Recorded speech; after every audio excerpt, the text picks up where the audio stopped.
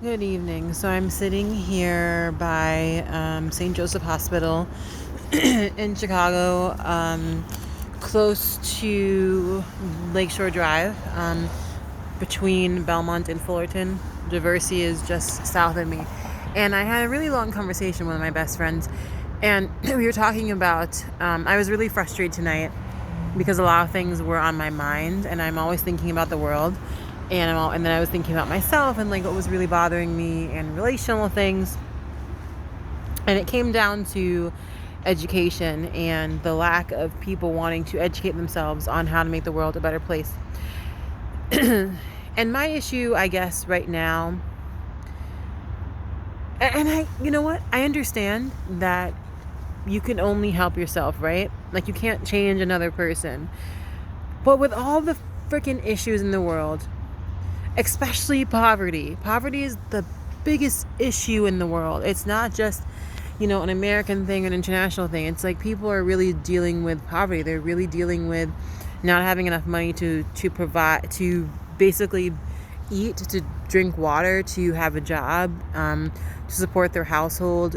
And a lot of people do not have opportunities because of capitalism, because we live in this world where there's this 1% of people that want to be on the top and that don't want to share their wealth so they can stay up there, even though where they are is very lonely. And so I was really thinking about this thought process and how people do not want to educate themselves to be better and to do better. And I just have my mask down here, and so when people come, you'll see me put it up. But how do we make the world better is a question that I'm always thinking about. Like, how the heck do we make the world a better place? And for the past, since 2017, 17? Is it 17? Yes, since 2017, I would say I've spent so much time healing from oppressive religion, because I was taught for so long that the way to make the world a better place is by being a Christian, by following the ways of the evangelical way of Christianity, the conservative way of Christianity, and not getting outside that, because you're going to be lost. And so the reason why, for my example, my Instagram and some of my YouTube and my email is called Healing Carjons, because I really need to heal myself from that. And now that I've, had some time to heal myself from from what religion did to me in such a negative way, and how damaging it was for my own mental well-being, I do have more time. And now that I'm on medication, I do have time to think about, like, how do I make the world a better place? And when I was younger, all I wanted to think about was making the world a better place, just making the world a better place. But I got into this mindset of, like, well, I have to make a lot of money. So that's why when I was in college, I went into physical therapy, because I was like, that's a quick way to make a lot of money if I graduate. This dog is so cute with his, bone in his mouth. I'm walking with that. But after being so dissatisfied with science, and honestly not being good at science, social work chose me. It chose me, and it taught me about, like, how to make the world better through policies and, understanding economic development and understanding mental health and these different social aspects. And now my mind is just focused on those things all the time. And I know that some people tell me, like, you shouldn't be focused on things so much, but literally, like, all I do while Charlie naps is I make videos that are about my reflection on issues with, like, mental health and poverty. But right now I'm just thinking about poverty so much, because with this pandemic in the United States specifically, these stimulus checks that people have received are these short-term problems, because it's like, realistically, what is $1,400 doing for you? What is $1,200 doing for you? What is $600 doing for you? I mean, what is that? Is that giving people what they need to live? I mean, I pay $895 for my studio in Chicago, which I'm very blessed to be able to do that. But if I want a bigger space, which I would love a bigger space, I have to pay more money, which I can afford that. It's not a huge sacrifice for me.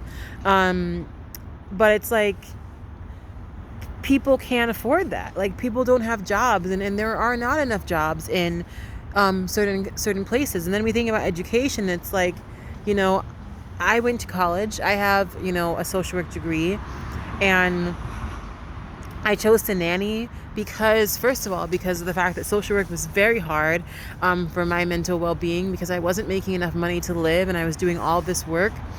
And so I went to nannying, made a lot more money, and I felt a lot better. And I learned more about life nannying than as a social worker, because when you nanny, you work with all these different families.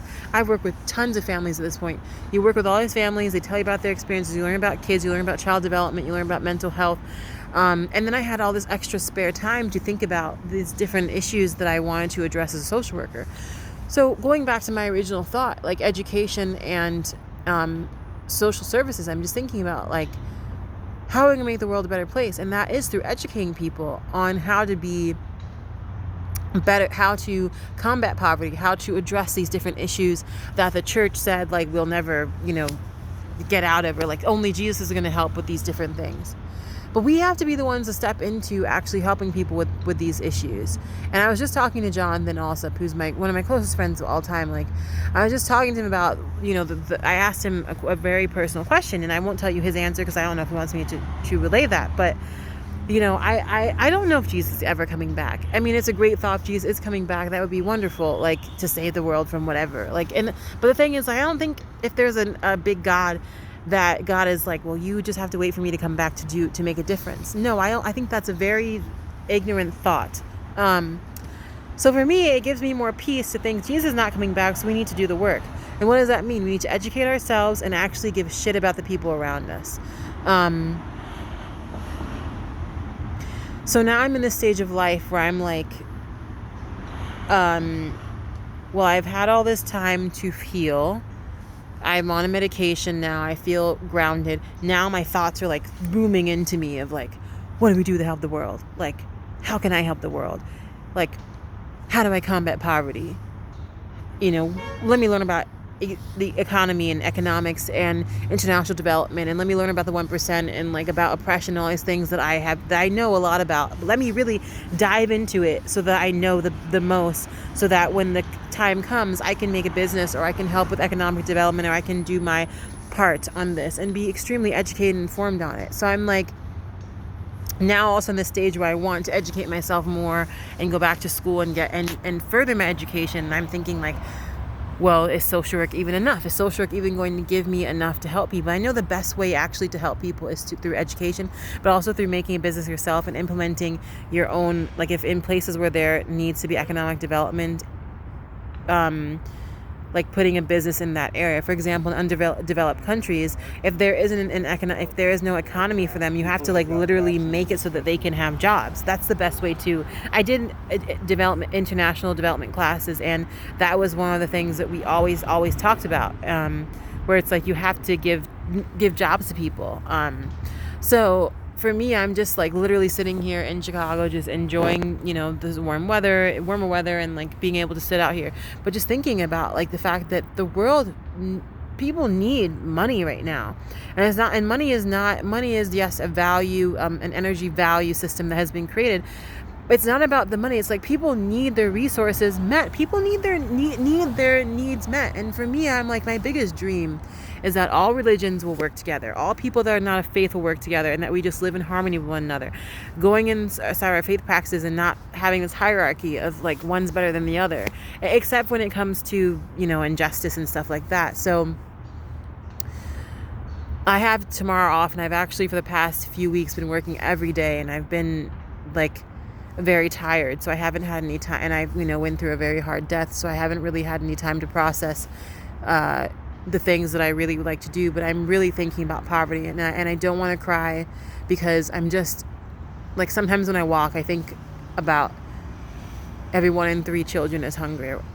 Every 1 in so many people are going through domestic violence. Like, I mean, there are so many things to ponder right now, but I really think that poverty is like the root of so much of this, and lack of education. And so I want to really dedicate my life to eradicating poverty, and surround myself with people who are eradicating poverty, and surround myself with people who are furthering their education, for me to further my education. So yeah, as I'm walking back home, I'm going to really think about this. And if you have any suggestions on what I can do, or the best things for me to study, I would love to take those in. I'm going to end this video now because it's 10 minutes. Bye.